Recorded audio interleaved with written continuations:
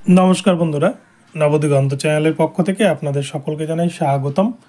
তো বন্ধুরা, আজকে সকালে গুড মর্নিং জানিয়ে আমি আপনাদের জন্য এই ভিডিওতে এখন যে বিষয়টি আপডেট দিতে চলেছি সেটি হচ্ছে এনআইওএস ডিএলএডদের নিয়ে কিন্তু গুরুত্বপূর্ণ শুনানি হয়ে গেল সুপ্রিম কোর্টে এনআইওএস ডিএলএডদের নিয়ে কী আপডেট উঠে আসলো, নতুন যে প্রাথমিকের ইন্টারভিউ নিতে চলেছে, প্রাইমারি বোর্ড যে বিজ্ঞপ্তি আসতে চলেছে সেখানে এনআইওএস ডিএলএডরা সুযোগ পাবেন কিনা, কারা কারা সেখানে সুযোগ পেতে পারেন, সমস্ত বিষয় কিন্তু সুপ্রিম কোর্ট পরিষ্কার করে দিলেন গত দিনের শুনানিতে। তো এই বিষয়ে কিন্তু আমরা আপনাদের সাথে বিস্তারিত আপডেট দিতে চলেছি। আপনারা সম্পূর্ণ ভিডিওটি দেখুন, ভিডিওটি আপনাদের জন্য ভীষণই গুরুত্বপূর্ণ হতে চলেছে। তবে তার আগে বলি, যারা প্রথমবার চ্যানেলটি দেখছেন আপনারা অবশ্যই চ্যানেলটিকে সাবস্ক্রাইব করে নেবেন। তো চলুন আমরা এবারে মূল পর্বে ফিরে যাই এবং বিস্তারিত আপডেটটি দেখে নিই।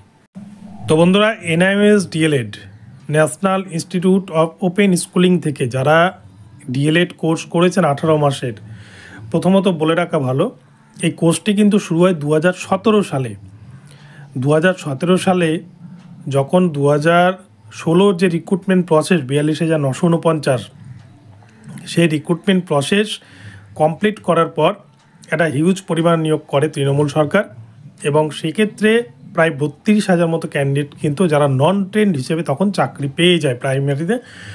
এবং এই সমস্ত ক্যান্ডিডেটদেরকে ট্রেনিং করানোর উদ্দেশ্যেই কিন্তু সারা ভারতব্যাপী কেন্দ্রীয় সরকার একটা কোর্সের ব্যবস্থা করেন, যেটি মূলত 18 মাসের ট্রেনিং কোর্স, যেটা শুধুমাত্র ইন সার্ভিস টিচারদের জন্যই কিন্তু সেখানে বৈধ হিসেবে গণ্য করা হবে, এমনটাই কিন্তু ছিল। তো বিষয়টা হচ্ছে, এখানে ইন সার্ভিস বলতে কিন্তু যারা গভর্নমেন্ট এডেড স্কুলে কাজ করছেন তাদেরকে বোঝানো হচ্ছে, এবং এছাড়া যারা প্রাইভেট বিভিন্ন বেসরকারি স্কুলেও কাজ করছেন তারাও কিন্তু এক প্রকার ইন সার্ভিস, কিন্তু কোর্টের কাছে সেটা বৈধ নয়। যেহেতু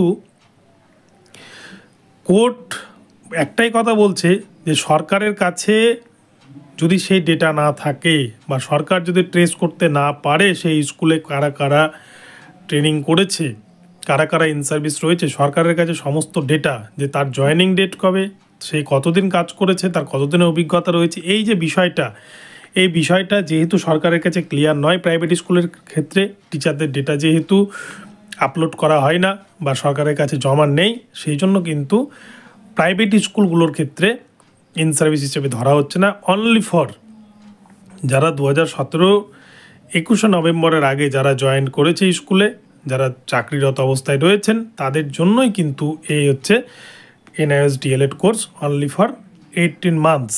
এই কোর্সটিতে শুধুমাত্র যারা চাকরি করছেন তারাই বেনিফিশিয়ারি পাবেন, আদারওয়াইজ অন্য কেউ কিন্তু এখানে পাবেন না। এই কথা গত 19/11/2024 তারিখের শুনানিতে কিন্তু পরিষ্কার জানিয়ে দিলেন আবার সুপ্রিম কোর্টের বিচারপতিদ্বয়। প্রসঙ্গত বলে রাখা হলো, আপনারা জানেন যে এনআইওএস কোর্স নিয়ে কিন্তু সমস্যা তৈরি করেছিল রেগুলার ডিএলএড ক্যান্ডিডেটরা, কেননা এনআইওএস ডিএলএড করে কিন্তু প্রায় 12 লক্ষ মতো ক্যান্ডিডেট যারা সারা ভারতবর্ষ ব্যাপী তারা কিন্তু এনআইওএস ডিএলএড করেছেন, এবং তার ফলে তারা প্রাথমিকের সুবিধা নিচ্ছিলেন বা প্রাথমিক পরীক্ষায় প্রাথমিকের যে ইন্টারভিউ সেক্ষেত্রে তারা অংশগ্রহণ করছিলেন বা চাকরিও পেয়ে যাচ্ছিলেন। আর সেটাতেই কিন্তু রেগুলার ডিএলএড ক্যান্ডিডেটরা বঞ্চিত হচ্ছিল বলে মনে করে তারা কিন্তু সুপ্রিম কোর্টে দ্বারস্থ হন, এবং সেখানেই কিন্তু এনআইওএস ডিএলএডরা হেরে যায়, যেখানে 24 মাসের ডিএলএড ভার্সেস 18 মাসের ডিএলএডের একটা বিষয় প্রসঙ্গ উপস্থাপিত হয়। এবং সেক্ষেত্রে 18 মাসের ডিএলএড তাদের জন্যই বৈধ যারা শুধুমাত্র ইন সার্ভিস টিচার।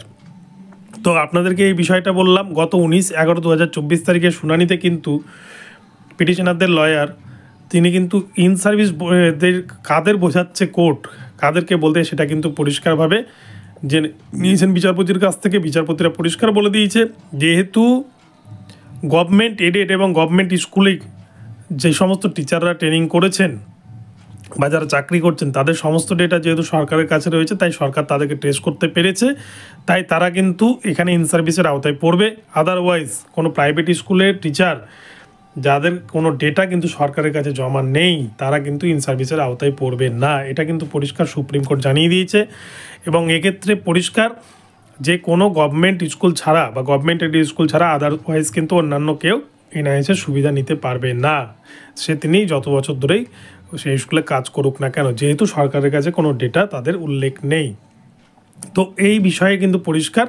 তো সুপ্রিম কোর্টের যে এনআইএসদেরকে নিয়ে যে জাজমেন্ট 2023 সালের 26 নভেম্বর এসেছিল, এবং সেই রায়কে চ্যালেঞ্জ জানিয়ে কিন্তু আবারও সুপ্রিম কোর্টে রিভিউ ফাইল অ্যাকসেপ্ট হয়, এবং সেই রিভিউ ফাইলের এগেনস্টেই কিন্তু মামলা হয়, এবং মামলার শুনানি হয় গত 19 তারিখে, এবং যেটার রায় কিন্তু সম্ভবত 10ই ডিসেম্বর হওয়ার প্রবল সম্ভাবনা রয়েছে। তো এখান থেকে কিন্তু গতদিনের শুনানি থেকে এটুকুটা পরিষ্কার যে কোনো গভর্নমেন্ট বা গভর্নমেন্ট এডেড স্কুল ছাড়া আদারওয়াইজ কিন্তু কেউ ইন সার্ভিসের সুবিধা নিতে পারবে না। এনআইএসডিএলএড তাদের জন্য বৈধ নয়। তো নতুন নিয়োগের ক্ষেত্রে এনআইএসটা কিন্তু বসতে পারছেন না। অপরপক্ষে পুরাতন যেগুলো নিয়োগ হয়ে গেছে, যেগুলোতে দুর্নীতি ধরা পড়ছে, সেক্ষেত্রে কিন্তু তারা সুযোগ পেতে পারে।